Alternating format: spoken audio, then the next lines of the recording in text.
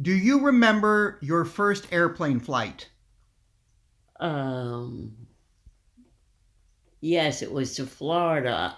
It's the first one I remember. I think I was on planes before, but this was particularly bad. The plane was late, and the people they didn't have their seats properly doled out or whatever that's called, and so people were milling around while they were on the plane, and they couldn't take off until the people were all seated, and it was just an awful mess. When do you think you took your first airplane flight? I was a kid, uh, maybe 11 or 10.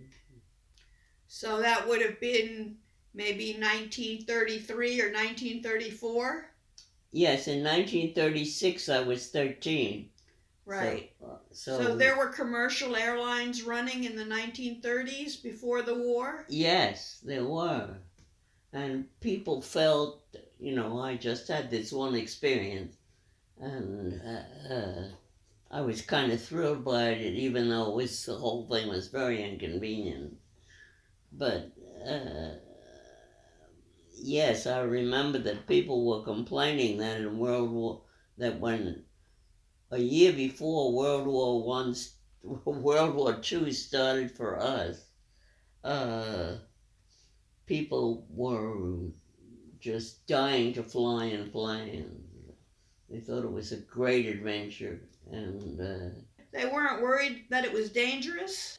well, maybe they did. That's not my recollection of it, though. Uh, but it was like, no, they weren't talking about dangerous, because I remember very, very clearly that a commentator was talking about people taking planes, and there was talk about the mess up of reservations, but nobody said a word about planes crashing or anything. And I think they hid that because people still want to go on planes. I don't. There was a time when you used to commute to New York once or twice a week using the Eastern Shuttle. Tell me about that. Oh, well, it was a shock to me in many ways, financially mostly, because when I first started on the shuttle, what do you think they charged? $19. $16. Then they went up to $19. And then by the time I was going to leave that job, not for financial reasons, but for other reasons, uh, yeah, it was not $16 and it was not $19, it was $100.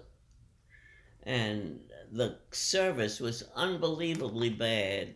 They would miscount the people that the plane took and overcrowd the plane, and then they'd have to get two or three people off the plane, and everybody would complain and say, "We're going to see you and we're missing our dates," and there was a lot of bad feeling, and the plane gave them their money back, and everything was a very bad feeling about everything. As I remember when the shuttle began, if they had even one passenger too many, they would just go get a second plane. Not necessarily. They wouldn't do it if there was only one person who was uh, discomfited by this. They would just have to wait for the next plane, in which that poor slob got an assured ride. But, if you were going for a date with a prospective employer, that doesn't do you any good at all. Mm-hmm. And there was always a lot of bad feeling. But you didn't even have to book it. You could just walk on the plane and pay in cash. and they'd have the flight attendant come down with a little cash box. That was in the beginning. Yeah. When it got so popular, they didn't do that anymore. They made you book the flight. Mm-hmm. They were still talking about you can step on the plane and blah, blah, blah, blah. But it wasn't true anymore. It was just talking.